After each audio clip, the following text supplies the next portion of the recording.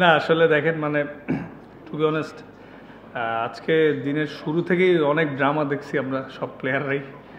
পরে লাস্টের দিকে আমি যতটুকু শুনছি যে টিম ম্যানেজমেন্ট থেকে নাকি টাকা নিয়েও ফরেন প্লেয়ারদের রুমে নক করছে, কেউ গেটই খুলে নেই। পরে লাস্ট মোমেন্টে তো আমরা লোকাল প্লেয়াররাই ছিলাম। তো এখন যেটা করছি যে সবাই মিলে এবং ম্যানেজার কোচ সবাই মিলে মানে শুরুতে একটু আপসেট ছিল, আমরাও ছিলাম। তো যখন 120 হলো এবং আমরা ব্যাটিং করে দেখলাম যে আসলে একটু এত ইজি না আজকের উইকেটটাতে। সো 100 হয়তো 15-20 রান শর্ট ছিল, বাট টিম এফোর্ট আর সবার কন্ট্রিবিউশন এবং দিল থেকে চেষ্টা করার রিওয়ার্ডটা লাস্টে পাওয়া গেছে।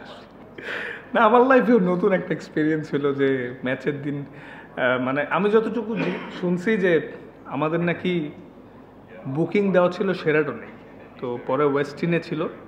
পরে নাকি বুকিং দেওয়ার কারণে ওয়েস্টিনে নাকি সব রুমগুলো বুক হয়ে গেছিল, এটা আমি যেটা শুনছি। পরে আমরা হোটেল চেঞ্জ করলাম, চেঞ্জ করে যাওয়ার 2 ঘন্টা আগে শুনি ফরেন প্লেয়ার কেউ যাবে না, ঠিক আছে। তো তখন আমাদের বোর্ড থেকে ফোন দিয়ে বললো যে তোমরা আসো, অ্যাটলিস্ট খেলো।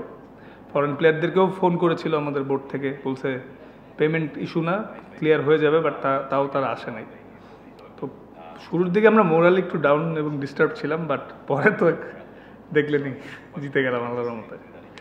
না আমি আসলে প্রত্যেকটা মোমেন্ট এনজয় করার চেষ্টা করেছি, কারণ দেখেন আসলে এনজয় করা ছাড়া তো ওয়ে নাই, যেহেতু ক্রিকেটই আমার ব্রেড অ্যান্ড বাটার আর প্যাশন।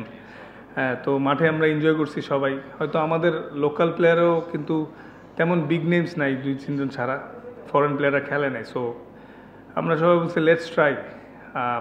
সবাই অনেক পজিটিভ ছিল, আমি এনজয় করছি প্রত্যেকটা মুহূর্তে এবং সাহস করে করে চেঞ্জ করছি।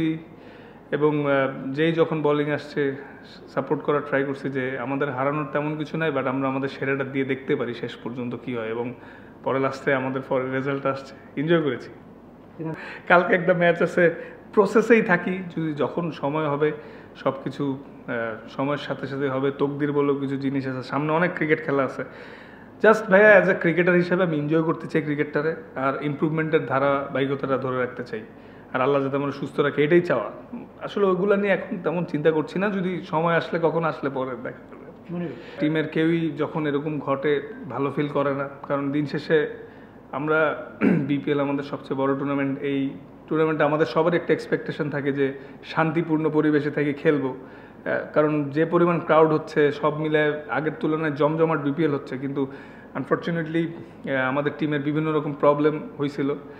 কিন্তু আসলে সবাই মিলে একটাই বারবার বলছিলাম যে যেহেতু আমাদের সবার নিজের প্রুফ করার জায়গায় একটা, যতই মানে সমস্যা হোক এগুলো মানে একটা সাইডে রেখে মাঠে এনজয় করতে হবে, কারণ সবার bread and butter career, national team সব কিছু নিজেকে প্রুফ করার মঞ্চই এটা। তো এই জিনিসগুলোই আমাদের টিমের লোকাল প্লেয়ারদের আজকে সবাই বুস্ট আপ করছে।